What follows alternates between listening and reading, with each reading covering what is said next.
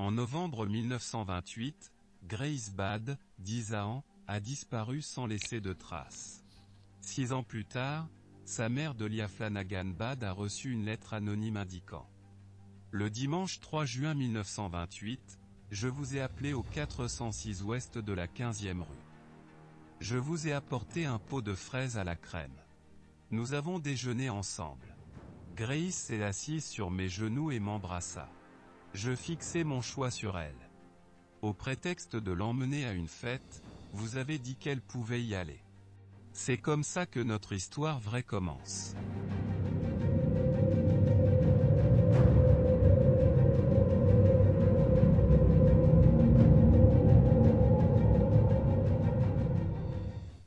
Fish est né le 19 mai 1870 à Washington, D.C.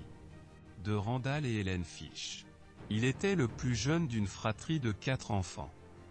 Sa famille avait une longue histoire de maladie mentale. La plupart de ses proches ont reçu un diagnostic de maladie mentale. Par exemple, sa mère avait des hallucinations visuelles.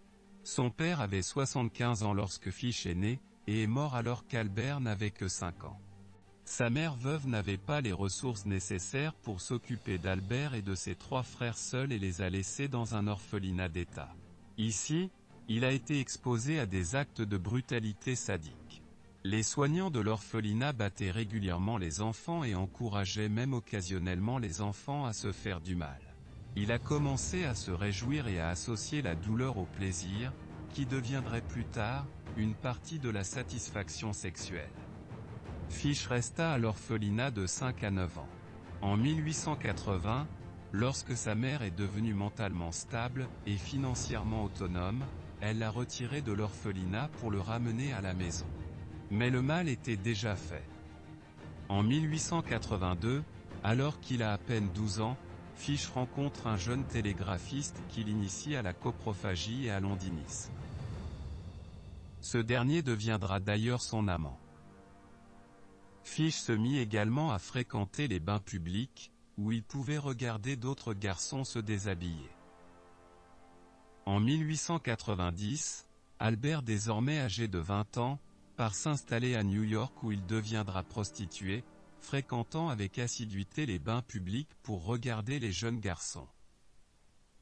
Il avouera plus tard que c'est à cette époque qu'il a commis ses premiers viols sur de jeunes enfants, crime qu'il continuera à commettre même après son mariage arrangé par sa mère, en 1898, avec Anna, qui lui donnera 6 enfants.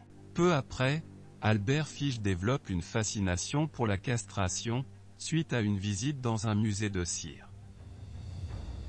Il y avait en effet observé la dissection d'un organe sexuel masculin. Cet intérêt morbide le poussera même à essayer de couper le membre d'un de ses amants.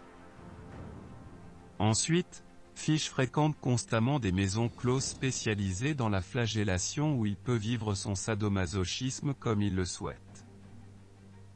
En 1903, on l'envoie à la prison de Sing Sing pour détournement de fonds.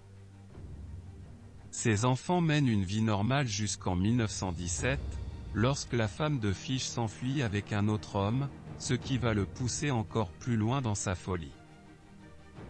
Il commence alors à s'introduire des aiguilles dans l'aine, parfois si profondément que 27 d'entre elles resteront coincées.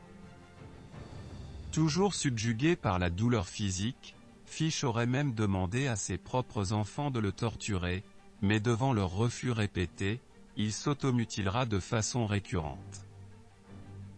Lorsqu'Albert Jr., son fils, le suppliera d'arrêter, Fish lui confessera « J'adore me torturer ».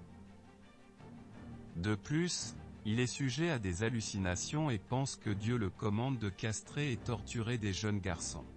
Selon les médecins, il était victime de psychose religieuse. En effet, Fish a fait plusieurs séjours en hôpital psychiatrique. Par la suite, il se met à écrire des lettres obscènes, qu'il envoie à des femmes. Il en enverra environ 40, si choquantes qu'on ne les cita pas pendant son procès. Albert Fish a avoué le meurtre d'une quinzaine d'enfants. Le premier est Francis McDonnell, un garçon de 8 ans que Fish enlève le 14 juillet 1924 à Staten Island. La police ne retrouva jamais le meurtrier, décrit par la mère de la victime comme un vieillard moustachu aux cheveux blancs. C'est donc quand Fish avoua le meurtre que la police put boucler l'affaire. Plus tard, Fish enlève et tue Emma Richardson, une fillette de 5 ans, en octobre 1926. Il fait de même en février 1927 avec Billy Gaffney, alors âgé de 4 ans. Malheureusement, ces crimes n'ont pas permis à la police de retrouver Fish. C'est en fait celui de Grace Bad qui mit les autorités sur la bonne voie. En mai 1928, le frère de Grace, Edward, passe une annonce dans un journal. Jeune homme de 18 ans, souhaite position à la campagne. Edward Bad, 406 Ouest 15e rue.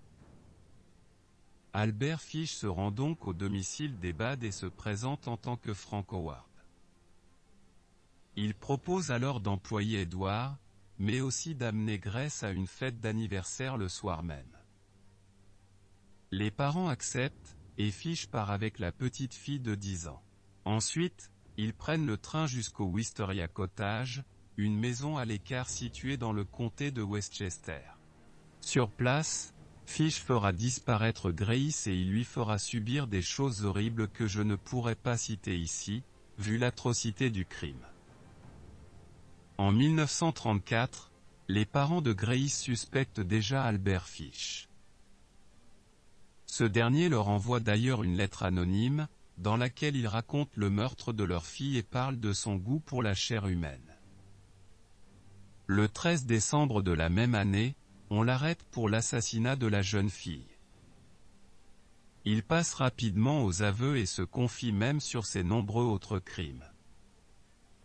Avant son procès, Albert Fish confiera aux différents psychiatres venus l'interroger, ses expériences sadomasochistes, de l'aiguille enfoncée dans son scrotum aux boules de coton imbibées d'essence qu'il plaçait dans son rectum avant d'y mettre le feu.